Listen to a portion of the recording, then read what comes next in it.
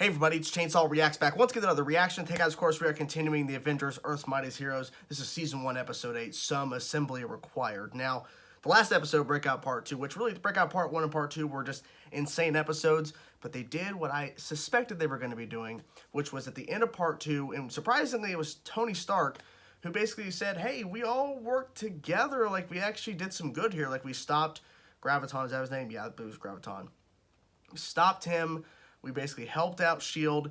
Nick Fury's offering us to be a part of S.H.I.E.L.D. as a part of the Avengers, essentially working for him. But like, no, let's actually work on our own, which makes more sense in terms of the bigger picture of it all. Because Part 1, everything goes to shit. All of the different super high, you know, protected prisons or whatever, all these different places we were introduced to when we were being introduced to these characters for the first time in the first couple episodes, all of them malfunction at the same time.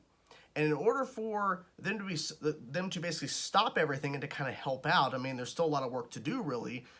They all had to work together. Individually, it wasn't going to be successful. Like, if they all would have not worked together, let's say the Hulk didn't work with Thor and Wasp and Iron Man and all these different characters were just kind of doing their own stuff, it would not have went well. Things would have been a lot worse. Graviton lived at a fucking island, a part of New York, was about to drop it. So, yeah.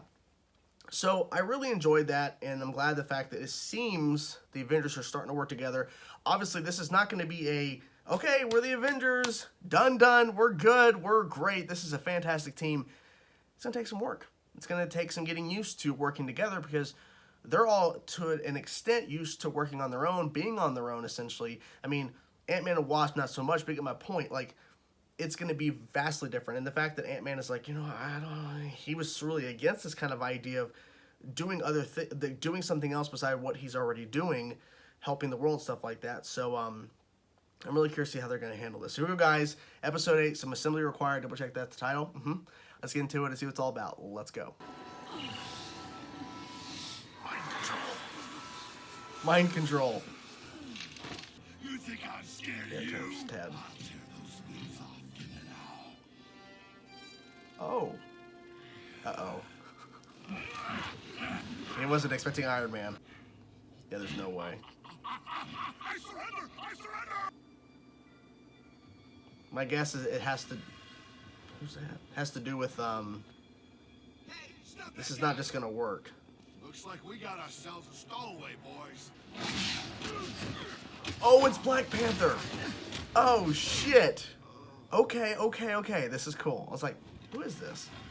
Are you ready for the upcoming battles? You ready to get a watch? We're here.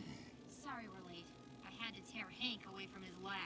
Anyway, thanks for coming, and welcome to Avengers Mansion. This was my... You know, that was really rude. It was, but you pissed him off. I thought this could be our headquarters.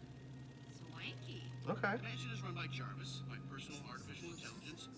Anything you need, Jarvis will provide. A theater/lounge, satellite TV and movies, every form of video entertainment on the planet. Are you serious, Stark? They also give you full access and control of the mansion. I can show you how it goes. You think I can't figure it out? I'm sure you can. Yes. Twould be wise to treat the lady with respect. Which lady do you mean, Claudia? They're building that feud. A bat cave? Kidding. This is cool, The okay. mansion's got a beyond state-of-the-art science lab. The Quinjets. Okay. Weapons, shields, and an airspeed of Mach 8. For those of us who can't fly.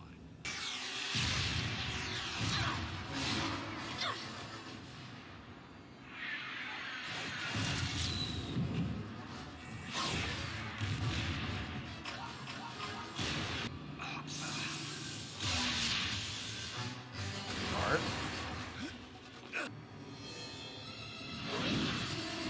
You had to use the hammer. There you go.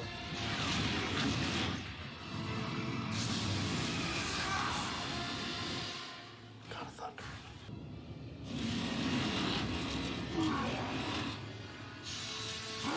Yeah. Yep. They're pretty much all just destroying all of it. By the way, that was level 1 of 10. Of 10. Damn. Okay. He ain't messing around. He's not messing around with the training. And this is the assembly hall. Leader. 74 supervillains escaped the day of the breakout. Graviton is being held by S.H.I.E.L.D. We caught Mando. The Wrecker and his crew are formidable. His weapon is of unearthly might. If we do recapture them all, where do we put them? Reed Richards has proposed a prison that's actually outside this dimension, in a place he calls the negative zone. I like that. That's cool. Get these guys. We don't even know what caused the breakout in the first place. What's to stop it from happening there? Your insults end here. You wanna go, Goldilocks? Let's go. Whoa, okay. How about instead of going, we find a way to actually get along? This is your prison now. Get used to it. He only sees him as a reflection. No, don't listen to him. Hulk, it's not me. Tell the other Avengers. It's not me. Oh! Okay, this is different. Okay. Enchantress is now involved in some sort of... Okay. You never listen to me. This time I came to help you. You see, believe it or not, I want your little Avengers project to succeed. The house believes we have been infiltrated. Perhaps if we are lucky, we will find battle this night. Listen to him mock you. He thinks you're a monster. He will turn on you, attack you. I don't battle, I smash. He smashes. Face. So... Jarvis can't detect Enchantress in the mansion, which is weird. You are to come back to Avengers Mansion with me, Hulk. It was not a request. Not a request. Oh boy. I believe the Avengers are important. And behind the scenes, I'll do whatever I can to help you. Wow. I almost That's believe good. you. Oh. You'll help us when you're not trying to manipulate us. You take the good with the bad. Avengers, assemble. Gotta stop the Hulk. Assemble. Avengers, assemble. Damn. Woo!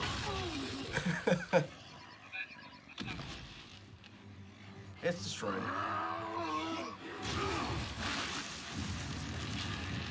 My God. Unknown energy detected. Oh, wait, there's something?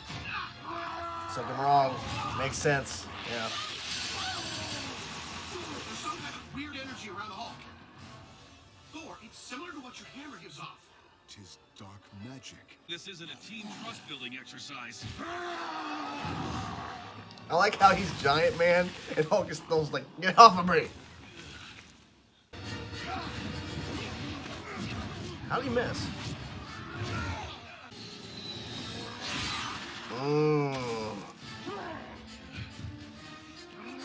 So the first day, or well, the first real time of them being a team, they have to fight their own teammate.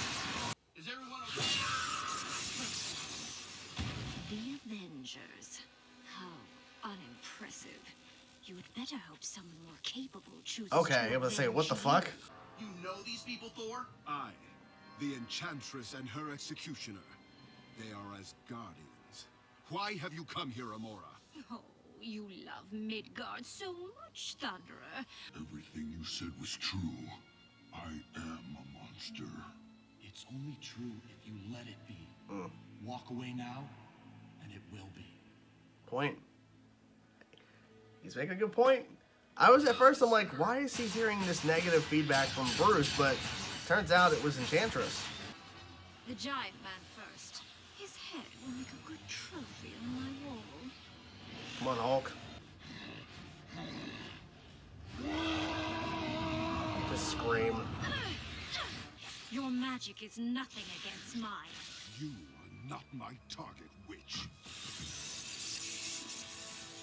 Good. Working together. Armor energy reserves at 214%. 214, goddamn.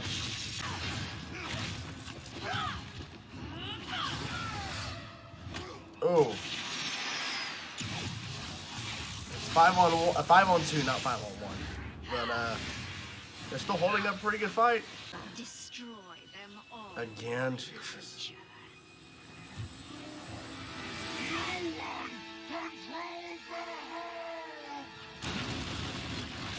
You didn't expect that. You have won the day, friend Hulk. Truly, thou art a warrior to be reckoned with, for few can resist the Enchantress's charms. Nothing's changed. You all thought I was a savage monster. You were gonna take me down. No. Black Panther.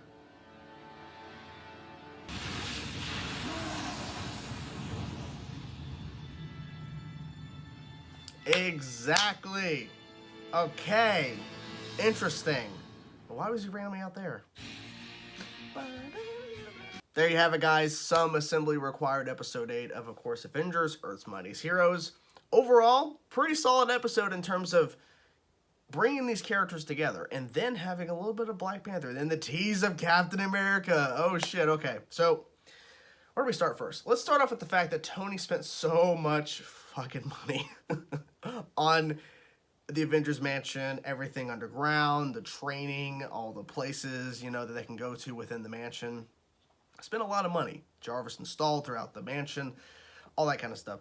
And it shows that he's really dedicated to the idea of this team. Like, I like that they really pushed forward with that thing of where he was the one that really brought it up in the last episode in part 2 of Breakout, where he was like, yeah, Nick Fury's right in terms of us working as a team, but not working for S.H.I.E.L.D. So, instead of him just saying, yeah, we should work as a team, he actually is putting his money where his mouth is, essentially. Whatever that phrase is where you say you're going to do something or you say something's a good idea, then you run with it and you actually do it. He was actually doing it.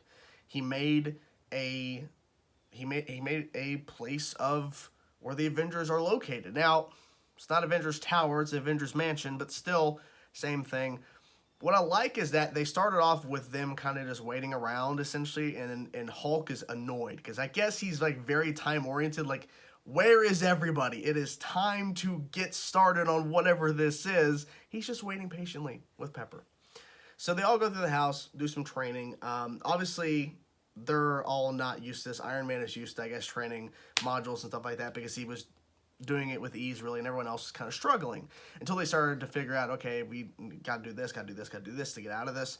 But it was interesting to see that. And Reed Richards in the negative zone, they dropped that shit. That is cool. I love when a show that can reference other stuff that we know is within the universe somewhere. Because in the Captain America episode, we saw Wolverine. We saw him there. We know it was Logan. We know it's Logan. We know it's him. And then the fact that in this episode that they mentioned the negative zone of Reed Richards. That means the Fantastic Four, or at least Reed Richards, is out there. We know for a fact that he's out there somewhere. So that's pretty cool. And then having that aspect of the show where Bruce can talk to Hulk. And obviously Hulk is seeing Bruce, but he's not actually there.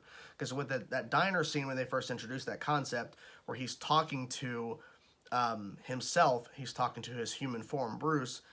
The diner, from her perspective, the waitress or whatever, she doesn't see Bruce. She just sees the Hulk talking to himself. So they brought that back, and what I like about it is that instead of, because I thought at first they were just bringing it back to just kind of showcase that he's going to have this voice inside his head, Bruce, talking to him. But instead they had that thing where he's leaning up against this window area where they're in this like hall area, whatever this area is, where they're going to be like, I guess, meeting and all this kind of stuff potentially. And they showcased the circular hologram wall of people that need to catch. He sees Bruce, but there's a little glimmer in the eye. It's Enchantress. Wasn't expecting that. I was thinking at first, like, when he's seeing Bruce, Enchantress, in the mirror, and then he stands up and leaves the room, I thought that he was going to transform into Loki, but it's Enchantress. And apparently Jarvis can't detect that it was Enchantress. He's like, well, there's something going on. I can't detect it, but there's somebody here within the mansion that's not supposed to be here. The fight between Hulk that was mind-controlled essentially by Enchantress was pretty fun, pretty interesting to watch. I mean, they were really setting up the feud of Hulk and Thor. And so, of course, they were all trying to stop him. And then I like how they didn't waste too much time to reveal ultimately, yes, Enchantress has infected him, and there's like this glow around his head, and Tony figures it out, and of course announces it to everybody. And what I like is that he breaks out of it. He claps, that classic Hulk move where he claps, and he unfortunately like puts like just knocks out Wasp, so like puts her in a coma, but she's just knocked out. He's about to, I guess, kill her, and then he breaks out of it and he leaves. Now, what I like is that we actually see actual Bruce. Of course, actual Bruce breaks out, stops the Hulk, and then he leaves. But then Bruce comes in and tells him, "You're a monster. You will only be a monster if you act that way. If you let it be that way." And also saying, if you leave now, you are. If you leave, you got to go back and make sure they're okay. Now, I am curious about if like what exactly is going to bring the Hulk back to working with the Avengers, because he's like, you know, you're just like everybody. You're just like Ross and all of them, blah, blah, blah. They see me as a monster, but at least they're honest about, you know, calling me a monster. You guys were going to take me out. Well, they had to, because you're being controlled. I like how he broke out of that. Like, Enchantress tried to get him to fight them again, and he broke out of that, which is really cool.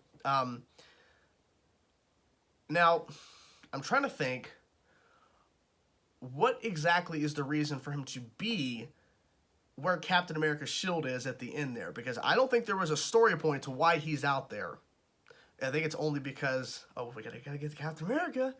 So maybe that was the whole point. Like, they just had to get him out there just to kind of tease Captain America. But then they had Black Panther. Now, at first I'm thinking, is this a villain at first? And then, of course, he took off the jacket or whatever, and it's Black Panther fighting those guys. I guess they had to have that really quick scene there to kind of establish he's in New York now, because he's just sitting across from Avengers Mansion, just chilling, watching them. And I'm thinking, okay, so I'm pretty sure he's going to join the Avengers. Like, it's pretty obvious. I mean, based off, you know, the show and stuff like that, the fact that they introduced him, the fact he's in New York, something's going to come up about it. But I want to know what his reasoning is. His reasoning because he's heard of the Avengers, or he's heard, but even before the Avengers was even established, within the timeline of the show, he was introduced. So did he hear about what happened in New York, and these group of heroes came together, and maybe that's exactly why he's coming, because he heard about this? Maybe that's what it is. Maybe that's why he's in New York. But they haven't said that. So I'm going to just assume that's why he's there. Other than that, I have no clue. But this episode had some great action, some great moments, and now it seems the Avengers is down to 4. They're teasing a 5th member with Black Panther, of course, and then a 6th member with Captain America. And then, of course, Hawkeye's still out there. I wonder where he's at right now. There was no mention of him whatsoever. I think it was interesting, too, where Nick Fury just pops up, and he's just like, take the good with the bad. I'm going to help you behind the scenes as much as possible, but, you know, S.H.I.E.L.D., at the end of the day, only tolerates heroes. We only tolerate, you know, people like you, Tony. So I wonder, like, what that means if, like, Nick Fury is going to play the bad guy in terms of, like, talking negatively about the Avengers in the public, but privately behind the scenes he's going to help them. I'm not really sure how they're going to approach that, but they're setting up something there. So what'd you guys think of Some Simply Acquired, this episode of the Avengers Earth's Mightiest Heroes? Curious to know. Let me know in the comments below, guys. Talk to you guys soon. Peace out.